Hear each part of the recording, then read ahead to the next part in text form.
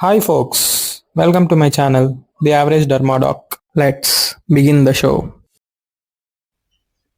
Skin in neonates and infants. Until 1 month of age, a baby is called as neonate. Until 1 year of age, a baby is called as infant. Neonatal skin is fully developed, similar to that of adults. That means all the layers of epidermis, dermis, dermoepithelial junction, everything will be developed, but thickness will be about 40 to 60%. That is almost half of that of the adult skin, as dermis has small collagen and immature elastin. Transepidermal water loss and hydration will be high than that of adults for few days, that is almost for a week, until stratum corneum matures. Skin will fully mature by 2 to 4 weeks, so that it will form an effective barrier preventing this transepidermal water loss. Thermoregulatory mechanisms are functionally active but can get easily exhausted, hence more prone to hypothermia and hyperthermia. Although sweating will be present since birth, the glands are immature, so they can't effectively prevent hyperthermia. From birth itself, emotional sweating will be present, because emotional sweating will develop by 36 weeks of gestation. Sebum secretion will be equal to that of adults in the first week. Why? Because of the influence of transplacental and maternal hormones, mainly androgens. Then the sebum secretions will reduce, because the effect of hormones also will reduce. Until puberty, sebum secretion will be somewhat less. After puberty, again androgens influence will come, then sebum will again start to secrete. Skin surface pH will be as high as 6.2 to 7.5. This high pH predisposes to inflammatory dermatosis like diaper dermatitis, and increases the colonization of Staph aureus and Candida albicans. This high pH also increases the action of serine proteases, which leads to blockage of lamellar body secretions and stimulates T cell mediated inflammatory processes. So post 1 week, due to acidification processes, pH will reduce and equals to that of adults. Coming to cutaneous vasculature, it forms an horizontal dense plexus with an unorganized capillary network and absent capillary loops, except in nail beds, palms and soles, where capillary loops will be formed. Until what time it will take for this cutaneous vasculature to develop fully? It will take 3 to 5 months. Coming to microbiota, normal flora is not well established and can vary. Micrococcus species is most common than in adult skin. Umbilicus and nose are often colonized by Staph aureus or Streptococcus pyogenes. What is meant by this word often, which means most common? Exact opposite word is seldom, which means rarely. Coming to lanugo hair, we all know that lanugo hair is unpigmented, soft, fine, short hair present in fetuses and newborns. Sometimes it is maybe present in 30% of neonates. What this lanugo hair does? It plays an important role in binding vernix caseosa to skin. This lanugo hair is short-lived, which will be shed off and ultimately replaced by vellus hair or terminal hair. Why I am writing both vellus hair or terminal hair? Because in scalp it will be replaced by terminal hair, rest of all the body it will be replaced by vellus hair. Until puberty it will be as it is. After puberty, because of plasma androgens, scalp terminal hair may miniaturize to vellus hair and shed off also. This is nothing but androgenetic alopecia. because of it is happening as a response to androgens. Vellus hair on face, axilla and pubis will metamorphoses to terminal hair in response to androgens. This is nothing but puberty. It is okay in males to develop mustache and hair, but if it develops in females also, it is called hirsutism. It will be irritating. So they will seek for laser hair reduction when hair develops on unwanted areas like face,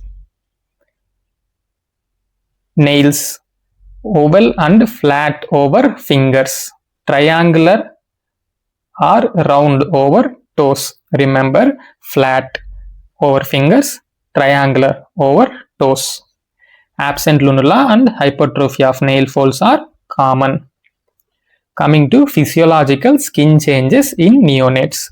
After knowing all these physiological skin changes, you should be in a place to assure the concerned parents that these changes are absolutely normal. No need to worry, it will resolve on its own. First physiological change, vernix caseosa. It is whitish greasy film over skin surface composed of lipids which helps in hydration, antimicrobial peptides which helps to prevent infections. This vernix caseosa plays an important role in acid mantle development and maturation of skin barrier function. It will be dried rapidly and starts to flake off within few hours after birth. So there is no need to vigorously rub the baby with the cloth immediately after birth. So that we are removing vernix caseosa by ourselves. Instead of that, we have to gently wipe the fluids on the baby like amniotic fluid without disturbing our vernix caseosa. So that we are letting it to play its most important role, and then anyway it is going to shed off within few hours after birth. Next, cutis marmorata. It is nothing but marbling of skin. A physiological response to cold may disappear on rewarming. If it is happening because of cold, so it has to go away because of rewarming. What is marbling? Reticulate blue vascular pattern. Next, miniature puberty. Why puberty will occur? Because of androgens. Same here also due to influence of placental and maternal hormones on fetus, leading to features like enlarged clitoris, genitalia and mammary glands. All this will disappear by 2 to 4 weeks. What will happen in puberty? There will be menstruation. Same like here also. Frank withdrawal bleeding from uterus will happen on day 3 to day 4. And these mammary glands may secrete milk which is called as witch's milk on day 2 to day 3. Within few days they will resolve. Mucoid vaginal discharge also will be seen. Because of this pubertal changes occurring in a baby, this is named as miniature puberty. Absolutely fine, no need to worry. Peripheral cyanosis. Cyanosis means bluish discoloration occurring in peripheries. That's why it is called acrocyanosis, mainly on palms, soles and around mouth. It is normal in a full-term newborn during the first 48 hours, that is until 2 days. This cyanosis is normal only in peripheries. If there is central cyanosis also, it is not physiological, something is wrong. It becomes more obvious by hypothermia and less by warming. It reduces by warming. If you see peripheral cyanosis, it is fine and normal. If you see cyanosis over tongue or central cyanosis also, it is not physiological. Next, physiological scaling. Superficial desquamation seen in almost 75% of normal neonates, mainly around ankles, hands and feet. Sucking blisters. 1 or 2 solitary erosions or blisters on lips, fingers, forearms at birth may be seen. Why? Due to vigorous sucking in utero. It will heal rapidly on itself without leaving any sequelae. Sebaceous glands hypertrophy and milia. Under the influence of maternal androgens, sebaceous gland hyperplasia appears as multiple uniform yellowish pinpoint papules. Whenever I describe a clinical lesion, you have to imagine yourself first and then go and check clinical picture. Then you will be confident enough to diagnose when patient comes. Without wasting your time and patient time, you can check where and all the lesion will be probably present. Like here in sebaceous gland hypertrophy, yellowish pinpoint papules mainly present on upper lips, nose, cheeks and forehead. May also be seen over areola, limbs and genitalia. 40% of cases are associated with small, just 1 to 3 mm diameter, white globular papules called milia over same sides. What are those sides? Upper lip, nose, cheeks and forehead. This will subside within a week without any treatment, as it is also one of the physiological change. Hair shedding in infancy occurs in two phases of hair loss and then hair regrowth, occurring from front to back. Finally, a typical, that is normal mosaic pattern develops by 1 year. Until 1 year, hair will be shed off and regrows. Harlequin color change. It is seen in 15% during first week. When the baby is lying on its one side, upper half will become pale and lower half will become deep red. It is absolutely fine until initial weeks only. If it is persisting for more than 4 weeks, that means the baby is hinting towards an internal problem like hypoxia due to cardiovascular anomaly. This color change will be present only for few seconds to few minutes. So in first week only we have to assure the parents it is normal. If it is persisting for more than 1 to 2 weeks, we have to alert.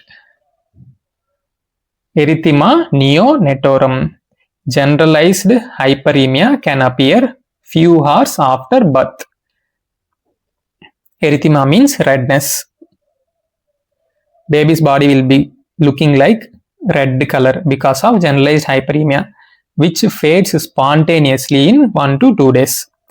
Neonatal occipital alopecia may appear at birth or within 2 months. Hair will be shed off and regrows from front to back. This occipital area will be the last one to shed. That shedding will be appearing at birth or within 2 months. Then again hair will regrow, no problem. All these physiological changes I have arranged very easily for rapid revision.